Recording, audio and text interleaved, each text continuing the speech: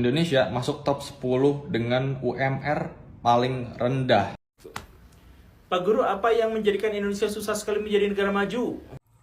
Benarkah orang Indonesia sukanya hanya dipuji-puji, kemudian mudah dimanfaatkan oleh orang-orang luar?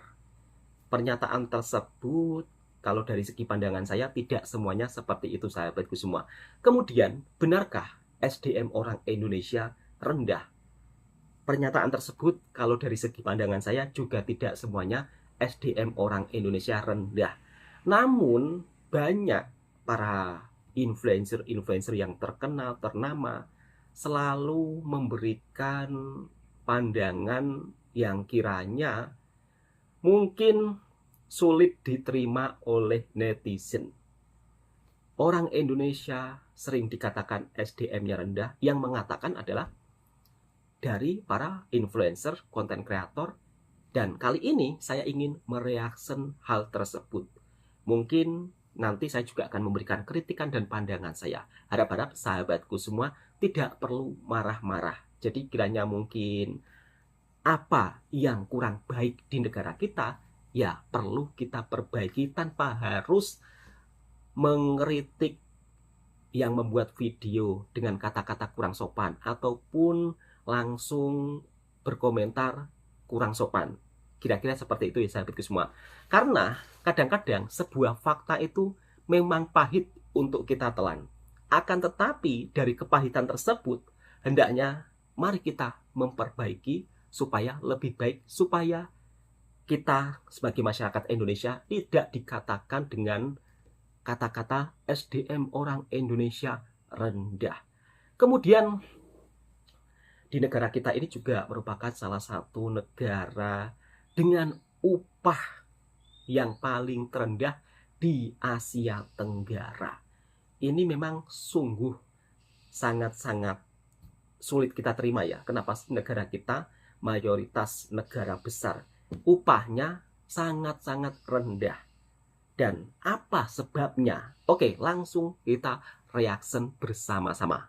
Bersyukurlah lahir di Indonesia, di tempat di mana orang tidak suka belajar dan selalu mengecilkan yang namanya mindset. Indonesia bukan negara di mana rakyatnya suka baca buku, adalah negara di mana rakyatnya itu punya banyak keterbatasan di sisi pemikiran atau cara berpikir. Yang mana kalau orang share mindset, komen netizen tuh gini, mindset lagi gitu. Teori lo Gitu. gitu ya. Bersyukurlah karena kompetitor kita nggak terlalu cerdas. Jadi sedikit lebih cerdas di Indonesia sudah sukses. Dan Indonesia itu memang kita negara begitu yang kita kasih ilmu gratis. Itu selalu ada orang yang bisa ngatain. Jadi bersyukurlah tinggal di negara seperti ini karena kompetitor kita tuh sangat minim. Itu satu. Yang kedua, Pak Guru, apa yang menjadikan Indonesia susah sekali menjadi negara maju? Perasaan udah dibahas. Salah Apa, satu Pak masalah Guru? yang paling pentingnya adalah karena warga Indonesia tidak jujur. Gimana mau maju? Mau maju itu dimulai dari pendidikan yang bagus, ya kan?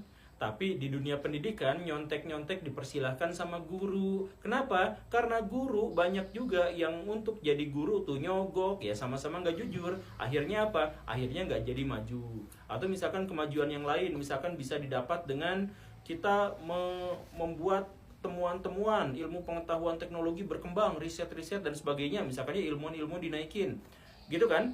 Tapi kan kalau misalkan kita mau jadi ilmuwan, mau jadi dosen, mau jadi peneliti di Indonesia tuh nyogok dulu, mau bikin project ada ormas yang minta duit dulu. Nah, kan ada banyak ketidakjujuran. Akhirnya yang nyogok itu, yang pungli itu dan sebagainya yang berhubungan dengan ketidakjujuran kita laksanakan, akhirnya apa? Hasil risetnya abal-abal. Gimana caranya Indonesia misalkan maju? Ya si fakir miskin itu difasilitasi oleh negara untuk mendapatkan pendidikan, misalkan gitu kan. Sama negara udah dikasih anggaran tuh 500 triliun, dipakai sama orang-orang yang tidak jujur. Orang-orang itu ada yang dikorupsi, ada yang dipakai buat rapat, kunjungan ke luar negeri, bikin seminar-seminar yang abal-abal dan sebagainya. Nah, ketidakjujuran itulah yang menyebabkan kita gak bisa maju.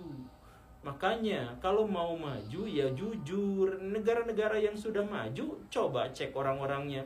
Baraya sering kan ngedenger bahwa orang-orang Jepang itu jujur. Kalau misalkan kita HP ketinggalan di satu tempat, pasti nggak akan ada yang nyolong. Itu kan umum kan. Dan Jepang maju kan. Jadi jujur sama dengan maju. Coba datang ke negara-negara yang sudah maju, ya mereka itu adalah orang-orang yang jujur. Gitu. Indonesia masuk top 10 dengan UMR paling rendah sedunia dan Indonesia menempati peringkat ke-6. Pertanyaan yang terlintas di kepala lu, yang pertama pasti satu. Kenapa UMR Indonesia itu bisa rendah? Nah, gini. Indonesia adalah negara keempat terbesar sedunia. Yang pertama itu Cina, India, Amerika, dan Indonesia. Sedangkan produktivitas ekonomi kita itu rendah. Nggak percaya? Nih buktinya. GDP Indonesia itu ada di peringkat ke-16 sedunia. Sedangkan GDP per kapitanya itu di nomor 114. Dengan adanya gap yang sangat jauh ya, dari 16 ke 114. Itu menandakan kalau jumlah penduduk Indonesia itu gede banget, banyak banget. Jadi ibaratnya kue nih, kue kita tuh super gede. Tapi karena populasi kita banyak, jadinya harus dibagi-bagi ya sebanyak 270 juta, ya hampir 300 juta. Dan akhirnya per orang atau per kapitanya itu jadi kecil banget. Nah makanya kenapa itu gapnya tuh jauh banget, dari 16 ke 114. Which means Indonesia lebih banyak, lebih gampang memproduksi anak dibanding memproduksi barang dan jasa. Ketika jumlah penduduk banyak, tapi output ekonomi rendah, menandakan produktivitas kita itu kecil, tidak produktif. Alhasil upah yang dibayar pun rendah. Sedangkan harga barang dan jasa yang ada di pasar itu harganya semakin naik karena supply-nya, barang yang beredar atau jasa yang beredar itu sedikit. Makanya kenapa harga naik? Ya, lu kalau belajar ekonomi lu paham teori supply and demand. Semakin tinggi supply tenaga kerja, maka semakin turun upahnya. Dan sebaliknya, semakin rendah supply tenaga kerja, maka semakin tinggi upahnya. Itulah kenapa UMR Indonesia itu rendah dibanding negara-negara lain. Ya kita masuk top 10 kok. Ya meskipun dari bawah ya. Dan kalau kita berkaca dari sejarah ya, jadi di Eropa waktu itu ada wabah Black Death. Itu wabah penyakit yang akhirnya menewaskan banyak orang banget. Karena sebelumnya penduduk Eropa itu banyak banget. Dan akhirnya mereka tuh jadi petani ya, petani-petani yang kerja sama para feodal atau para juragan-juragan gitu ya. Dan tentunya sama konsepnya. Karena mereka banyak, supply-nya banyak, upahnya kecil. Nah, pas Black Death datang ya, pas wabah datang ya, tahun 1347 sampai 1351, sepertiga penduduk Eropa tewas. Yang mana menyebabkan supply petaninya anjlok karena banyak yang meninggal. Sedangkan supply tanah pertaniannya itu masih sama, nggak berubah. Ya karena kan wabahnya kan kenanya ke orang bukan ke tanaman. Dan akhirnya upah mereka tuh langsung naik 2 kali lipat. Ya. Upah-upah para petani-petani ini yang sebelumnya tertindas. Dan akhirnya para petani-petani ini yang selamat dari wabah, yaitu jadi orang kaya gitu dalam waktu sekejap. Karena ya saingan mereka tuh semakin dikit.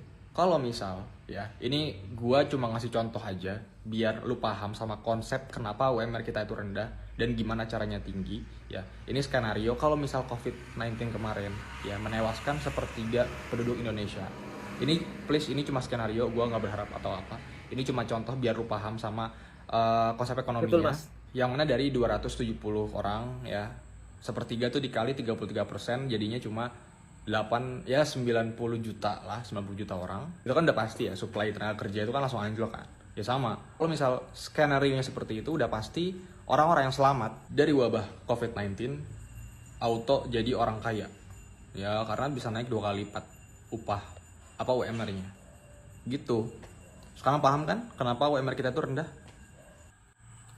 Sekarang saya akan sedikit memberikan pandangan pendapat ya. Menurut saya, Guru Gembul mengatakan Indonesia susah menjadi negara maju karena ketidakjujuran.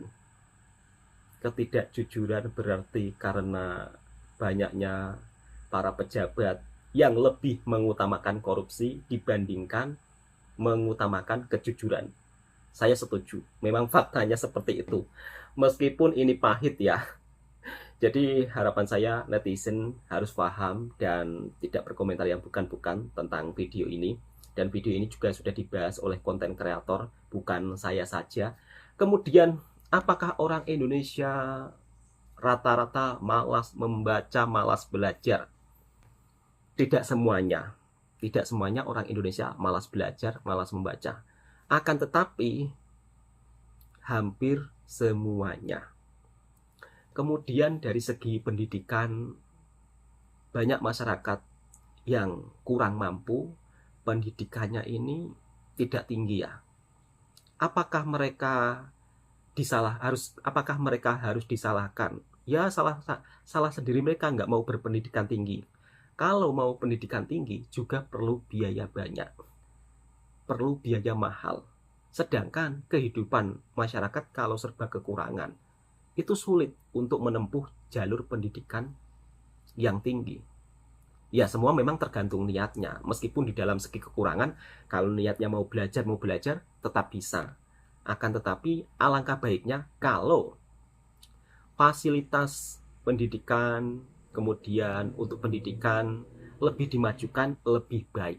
Itu dari segi pandangan saya.